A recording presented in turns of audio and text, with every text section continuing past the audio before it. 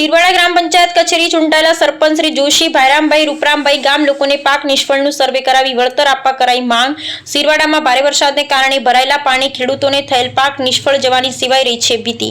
કાંકરેજ તાલુકામાં ઠેર ઠેર ભરાયેલા પાણી બાબતે મામલતદાર અને કાંકરેજ તાલુકા વિકાસ અધિકારી શ્રીને કરાઈ લેખિત રજૂઆત તેવું સ્થાનિક લોકો કહી રહ્યા હતા। Bureau report Ramjibhai Raygor. ભાઈરામભાઈ રૂપરામભાઈ જોશી કાલે પણ હું તાલુકામાં આવેદનપત્ર આપી અને ગામની રજૂઆત કરી હતો। આજે પણ મીડિયાવાળાની સિરવાડા શેમાડાની અંદર અમારી ગામની જે તે તપાસ કરાવવા માટે જે તે ખેતરમાં પાણી ભરેલું છે, પાક નિષ્ફળ ગયો છે।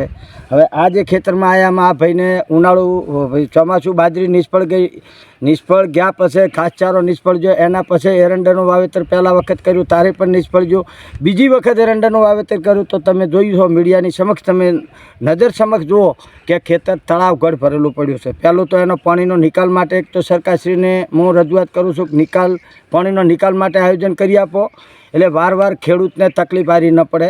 બીજા નંબરમાં આ ખેડૂતને આવા કઈ ખેતર મારા ગામની અંદર પડ્યા છે પાણીથી ભરેલા, તો મામલતદાર સાહેબ, તાલુકા અધિકારી, જિલ્લા અધિકારી, તમામ અધિકારીઓને નમ્ર વિનંતી કે મારા ગામને જે ખેતીનું નુકસાન થયું છે એની વળતર ચૂકવવા બાબતે હું વિનંતી કરી અને સરકારશ્રીને અરજ કરું છું। મારું નામ જયરામભાઈ શિરવાડા, જયરામભાઈ મોનાભાઈ જોશી, શિરવાડા, તાલુકો કોકરેજ, જિલ્લો બનાસકાંઠા। ગત ઉનાળા વર્ષમાં ઉનાળુ બાજરીનો પાક નિષ્ફળ જવાથી મગફળી, બાજરી, જુવાર બધું સાવ સડી જતું પાછળનો વરસાદ થવાથી, બરાબર।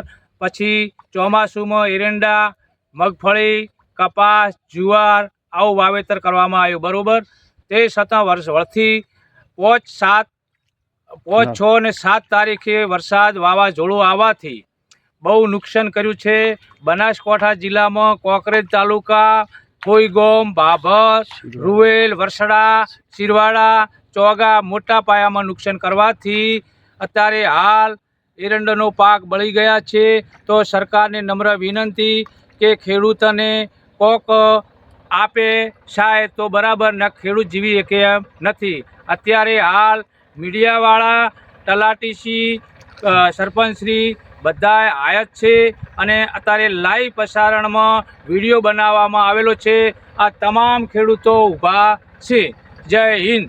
આજે કોકરેજ તાલુકાના શિરવાડા ગામે અમારી મીડિયાની ટીમ પહોંચી ગઈ છે અને ત્યાંના ખેડૂતો પોતાની મીડિયા સમક્ષ વેદના ઠાલવી રહ્યા છે કે અગાઉના સિઝનની અંદર જે અમે બાજરીનું વાવેતર પુષ્કળ પ્રમાણમાં કરેલું હતું, જે વરસાદના હિસાબે કરીને બાજરી રોળાઈ ગઈ, પાકેલી, મોઢે આવેલો કોળિયો પણ છીનવાઈ ગયો, ઉગી ગઈ, ઘાસચારો પણ સડી ગયો।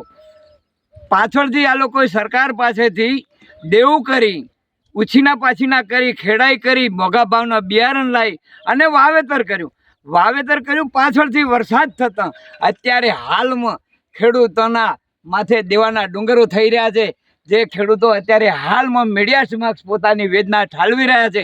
ખરેખર સરકારશ્રીને અમારી મીડિયાની એટલી વિનંતી છે કે આ લોકોની તપાસ કરી અને એ લોકોને વળતર ચૂકવવામાં આવે એવી અમારી મીડિયાની સરકારને રજૂઆત છે।